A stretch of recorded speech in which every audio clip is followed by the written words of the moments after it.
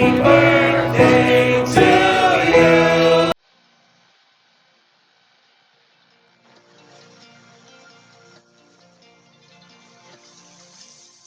Tubijyana ku mateka ya Mutagatifu Erike nawe duhimbaza none.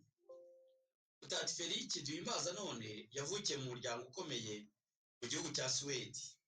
Umwami w'icyo gihugu Ingoni aramukunda cyane, agashima imikorere ye, yemera ndetse no kumushyingira umukobwa we.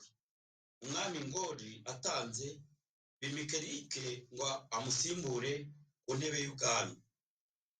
Mu ngoma ye bavuga ko Erike yaharaniye kugira ubutwari n'ubutungane, afasha Kiliziya uko ashoboye, arayitangira pe, ashyiraho gahunda yo kwita ku batishoboye, yubakisha Kiliziya nyinshi n'ibigo byinshi by'abihaye Imana, ashyiraho amategeko menshi asaba abagabo kubaha abagore babo, akabasaba kenshi gukurikiza ibyo Pawulo Mutagatifu yabwiye Abanyaroma agira ati, mukundane urukundo rwa kivandimwe, mushyire imbere icyahesha buri wese icyubahiro.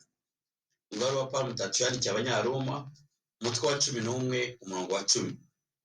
Nyamara Erike ntiyabuze ibibazo, cyane bivuye ku bami ba Finlande na Denmark. Ingabo z'umwami wa Finlande zateye igihugu zishaka kukinyaga. Erike araziruka, yumva atari kubwe ahubwo ari Imana yemera yabimufashije. Nuko yohereza muri Finlande intumwa ziyobowe n'umwepiskopi Uppsala kugira ngo abigishe nabo bamenye Imana n'umukiro yatuzaniye, ko amahoro nyayo n'umukiro w'ukuri ari ku Mana biturukaho.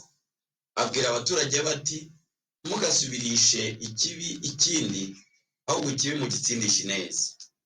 Umwami wa Denmark nawe witwa Heneriko yashatse gufata igihugu cya Suwedi, nuko ubutumwa ibyegera bye ngo bigende byice Erike.